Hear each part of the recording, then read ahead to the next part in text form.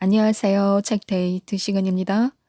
오늘 소개해드릴 책은 관계도 반품이 됩니다라는 책입니다. 박민근 제휴 글담 출판에서 나온 책입니다. 이 책은 날 함부로 대하는 나쁜 사람들에게서 벗어나고픈 이들에게 도움을 주는 책입니다. 일도 사람도 내 마음대로 되지 않아 힘들다면 우선 꼬인 관계부터 잘라버리라고 합니다.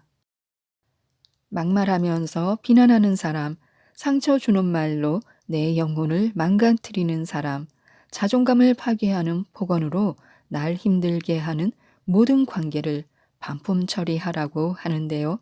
편안한 인간관계로 하는 일도 잘 풀리게 하려면 어떻게 해야 하는지 하나씩 살펴보겠습니다. 너가 참아 라는 말에 속지 말아야 합니다. 우리는 착하게 살아야 합니다. 단 세상 모든 사람에게 착해야 할 이유는 없습니다. 기본적인 예의를 지키고 적절한 수준에서 배려하면 됩니다. 아무데나 착한 마음을 남발하지 말고 마음의 관역을 잘 조준해야 합니다. 어떤 사람에게는 착하게, 어떤 사람에게는 대면대면하게, 또 어떤 사람은 무시해야 합니다. 인간관계의 상처가 가져올 해가 얼마나 될지는 정말이지 가늠하기 어렵습니다. 사업이 실패해야만 인생이 망가지는 것은 아닙니다. 나쁜 사람이 내 인생을 망치기도 합니다. 때로는 모든 것을 잃을 수도 있습니다. 그래서 내 인생, 내 감정이 상처 입는 걸 감내해서는 안 된다는 것인데요. 상처 주는 인간을 삶의 반경에서 내칠 도리가 없다면 과감하게 반품하거나 내가 떠나는 것이 옳습니다. 싫다고 말 못하는 분들이 있는데요. 싫은 건 싫다고 아닌 건 아니라고 말해야 합니다. 우리는 왜 돈을 벌고 왜 이토록 열심히 일을 하는 것일까요? 잘 살기 위해서일 것입니다. 그러니 절대 잊지 말아야 합니다. 나를 잘 살게 하지 못하는 일이라면, 내 마음을 다치게 만드는 일이라면 과감한 선택이 필요합니다. 그리고 그것은 대개 상처 주는 관계 때문일 때가 많습니다. 그럴 때는 잘못된 관계를 과감하게 반품해야 합니다.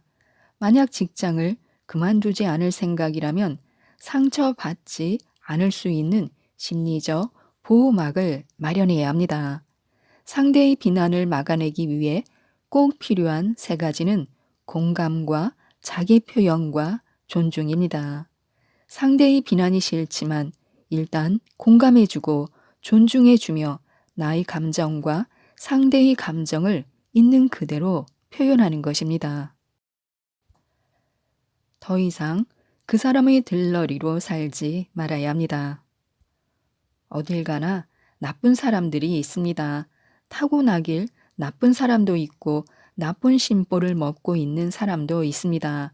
그리고 남의 마음을 잘 읽지 못해 끊임없이 상처 주는 사람도 있습니다. 가장 나쁜 경우겠지만 다른 사람에게는 잘하면서도 유독 내게만 악독한 사람도 있습니다. 사적 관계라면 최대한 빨리 헤어지는 것이 마땅합니다. 험난한 인간관계 속에서 중심을 잡고 마음을 다치지 않으려면 나쁜 사람이 내 인생에 회방을 놓을 때 용기 있게 맞서야 합니다. 피할 수 없을 때는 맞서야 합니다. 나중에 치를 떨며 떠나는 한이 있어도 맞설 수 있을 때까지는 맞서봐야 합니다. 인간사는 누구도 알 수 없습니다. 중요한 것은 내 소중한 마음이 다치지 않게 보호하는 일입니다. 마음이 다쳐서 일도 사랑도 관계도 잘할 수 없게 된다면 이보다 더 큰 손해가 없습니다. 그러니 살벌한 인간관계의 정글에서 가장 우선해야 할 것은 내 마음이 다치지 않는 것입니다. 어디까지가 남이고 어디까지가 내 편일까요? 나쁜 사람을 떠나보내고 싫은 사람을 멀리하는 것보다 중요한 것이 있습니다. 좋은 사람을 놓치지 않는 일인데요. 스쳐 지나갈 적군이 아니라 영원히 함께할 우군에게 시간과 정성을 쏟아야 합니다. 개인주의를 삶의 모토로 삼고 있는 분들이 있을지도 모르겠습니다. 개인주의는 무척이나 달콤해서 거부하기가 힘이 듭니다.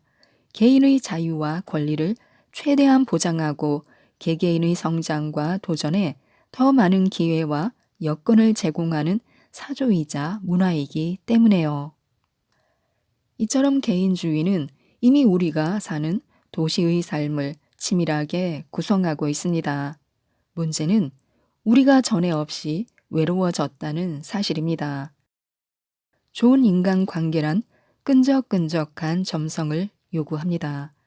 가령 좋은 친구를 하나 사귀자면 자주 만나야 하고 세심하게 배려해야 하며 약속을 잘 지켜야 합니다.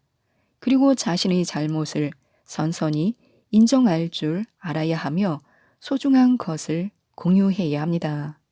인생을 행복하게, 아니 최소한 정신 건강을 지키며 살자면 좋은 친구와 짝이 꼭 필요합니다. 지금 우리에게 진정으로 필요한 것은 인간관계의 끈적끈적함을 견딜 힘일지도 모릅니다. 더 밀접해져야 하고 접촉해야 하며 끈끈해져야 하는 것입니다. 까칠한 말투를 품이 있는 말투로 바꿔야 합니다. 천냥빚을 대신 갚는 것이 말인데요. 인간관계는 오가는 말로 유지되므로 말을 잘하는 것은 인간관계를 살찌우는 지름길입니다. 그런데 말을 잘하기가 정말 어렵습니다. 말을 잘하는 사람이란 듣는 사람의 마음을 부드럽고 촉촉하게 만들어주는 사람입니다. 대화를 나누고 나면 마음이 편안해지고 부담 없이 다시 만날 생각이 드는 공감 능력이 풍부한 사람입니다. 그런데 상대를 위한다고 한 말이 오히려 독이 될 때가 있습니다. 나에 대한 인상을 구기고 믿음을 잃게 할 때가 적지 않습니다. 내 의도와는 상관없이 왜 이런 일들이 일어날까요? 의도가 나쁜 것이 아니었음에도 이런 일들이 반복되는 이유는 잘못된 언어 습관 때문입니다. 우리는 말을 배우고 익히며 자기만의 말하기 방식을 만들어 갑니다. 그것이 저마다의 언어 습관으로 굳습니다. 한 사람의 언어는 그의 개성이 가장 잘 드러나는 특성이기도 합니다. 내 말투에 문제가 있구나 싶을 때가 고치기 좋을 때입니다. 하지만 자신이 어떤 말투를 가졌는지조차 모르는 사람이 태반입니다. 알면서도 어쩔 수 없다며 포기하는 사람 또한 적지 않습니다. 습관이 된 말투를 어쩌겠냐고 말합니다. 당연히 수십 년 몸에 밴 자신도 모르게 새겨진 언어 습관을 바꾸기는 쉽지 않습니다. 하지만 간단한 몇 가지만 바꿔도 문제적 말투가 상당히 달라질 수 있습니다. 그래서 우선 자신의 언어 습관부터 관찰해 볼 필요가 있습니다. 상대의 기를 살리고 즐겁게 하고 마음을 편안하게 해주는 말투가 있는가 하면 기를 죽이고 기분을 상하게 하며 정남이 떨어지게 만드는 말투도 있습니다. 나를 안다는 것은 나의 말투를 안다는 것이기도 합니다. 심리학에서 성공하는 사람의 주요 특징으로 꼽는 것이 자기 성찰 지능인데요. 말 그대로 자신이 어떤 사람인지를 알고 자신과 관련된 일들이 어떻게 벌어지고 진행되는지 아는 능력입니다. 사람은 변합니다. 말투도 변합니다. 하지만 언젠가는 변하겠지 하고 내버려 두어서는 천년만년이 가도 변할 일이 없습니다. 의식적인 자기 갱신이 필요합니다. 누군가에게 품위가 있다고 할 때는 대개 말투를 두고 하는 말입니다. 좋은 인간관계를 위해서는 품위 있는 말투를 갖기 위해 노력해야 합니다. 꾸준히 연습하다 보면 어느새 까칠한 말투가 부드럽고 품이 있는 말투로 변하고 내 삶에도 유익한 일들이 가득할 것입니다. 또 화가 나서 욱하는 마음이 들 때 다스리는 방법이 있습니다. 먼저 화가 날 때 속으로 10초만 숫자를 세어 보시기 바랍니다. 호흡에 집중해 심호흡을 하고 그리고 일단 화를 참고 어느 정도 감정이 거친 다음 차분한 어조로 화가 났던 이유를 설명해야 합니다. 아니면 다른 일로 관심을 돌려도 좋습니다. 화가 나게 한 상대의 입장을 생각해 보거나 화를 내서 얻게 될 결과를 생각해 보는 것입니다. 나도 상대도 주변 사람들에게 모두 좋을 게 없습니다. 아니면 화를 내는 대신 스트레스가 풀릴 수 있는 일을 찾아 실행하는 것인데요. 예를 들면 노래방에서 신나게 노래를 부르거나 땀을 흘리며 운동을 할 수도 있습니다. 상대를 제압하거나 상황을 피하고자 일부러 화를 내는 것은 아닌지 반성해 보는 것도 좋습니다. 아니면 화가 나게 한 상대가 미숙한 사람이라고 생각하는 것입니다. 미숙하니 그럴 수 있다고 너그럽게 생각하면 됩니다. 조금 더 창조적이고 생산적인 방식으로 나의 감정 에너지를 발산하는 것도 좋습니다. 생각을 끊기 위해 노력하고 생각 중지 훈련을 실천하는 것도 좋습니다. 웃음을 유발할 수 있는 일을 찾아보거나 아무 글이라도 좋으니 글을 써보는 것도 좋습니다. 그럼 사람과 진실한 관계를 맺으려면 어떻게 하면 좋을까요? 진실한 관계를 맺는 법이 있습니다. 먼저 사람을 대할 때 이익을 먼저 생각하지 말아야 합니다. 좋은 기분이 이를 성사시키는 것이지 손익 계산에 따라 인간관계를 맺는다고 일이 성사되지 않습니다. 상대도 나를 그렇게 대할 테고 결국 둘의 관계는 죄수의 딜레마에 빠지고 맙니다. 2. 신뢰 행동을 지속해야 하는데요. 상대는 나만큼 타인에 대한 기대가 없는 사람이라고 예상해야 합니다. 그러니 방법은 온달처럼 우직하게 신뢰 행동을 계속하는 것뿐입니다. 정말로 상대의 호감을 얻고 싶다면 장기적으로 신뢰감을 줄 수 있는 말과 행동, 유익을 지속적으로 제공해야 합니다. 3. 상대의 마음을 이해하기 위해 노력해야 합니다. 그러려면 얼마간 공부를 해야 하는지 모릅니다. 인간에 대한 공부나 그가 살아온 이력을 탐문할 필요가 있습니다. 그러니 가치관이나 취미, 좋아하는 일에 대해 물어보는 시간을 가져보는 것도 좋습니다. 관찰을 통해서도 많은 정보를 얻을 수 있습니다. 4. 자주 웃는 것이 좋은데요. 미소는 정말 기뻐서 웃는 웃음입니다. 그 사람과의 사적, 공적 만남에서 미소와 공감과 연민이 많아지도록 노력해야 합니다. 이는 두 사람의 관계를 잇는 접착제 역할을 해줍니다. 5. 부정적인 소통 이후에는 긍정적인 소통의 기회를 가져야 합니다. 회의에서 팀원들을 강력하게 비판했다면 꼭 만회하는 기회를 만들기 위해 노력하라는 것입니다. 감정이 판단으로 굳는 시간은 그리 길지 않기 때문에요. 그 사람이 나에 대해 부정적인 인상을 갖기 전에 만회 행동을 하라는 것입니다. 6. 내 안에 긍정감이 춤출 수 있게 해야 합니다. 내 마음이 부정적인데 어떻게 상대와 긍정적으로 소통할 수 있을까요?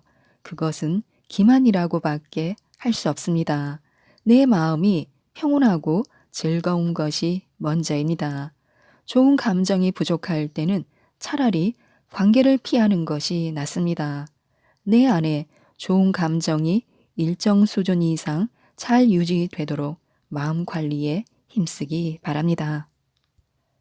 7. 안성맞춤인 매개체를 활용하면 도움이 됩니다.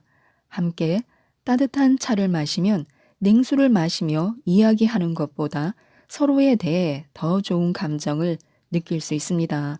공적 관계라도 같이 영화를 보거나 등산을 하면 얼마든지 신뢰와 긍정감이 흐르는 관계를 만들 수 있습니다. 8. 나의 노력에도 긍정적인 감정이 흐르지 않는 관계라면 일찌감치 단념하는 것이 낫습니다. 안 맞을 사람은 어떻게 해도 안 맞을 수 있습니다. 상대가 나쁜 사람이라서가 아닙니다. 9. 부담이 될 만한 부탁은 하지 않는 것이 좋습니다. 좋았던 관계가 깨지는 것은 대개 이 때문인데요. 그 사람이 스스로 돕도록 해야 합니다. 내가 그에게 평소 정성을 쏟았고 그가 내 어려운 처지를 안다면 먼저 도울 것입니다. 그 사람이 나를 돕지 않는다면 내가 잘못했거나 애초에 나에게 잘할 사람이 아니었던 것입니다. 지금까지 이 책에 대해서 말씀드렸는데요. 꼭 모든 사람과 잘 지낼 필요는 없다고 합니다. 관계를 정리하면 일도 삶도 편해진다고 하는데요. 모든 관계를 잘 정리하고 멋진 인생을 살기 위해서 이 책 관계도 반품이 됩니다를 꼭 한번 읽어보시고 모든 분들이 행복하셨으면 좋겠습니다. 이상 책데이트였습니다. 감사합니다.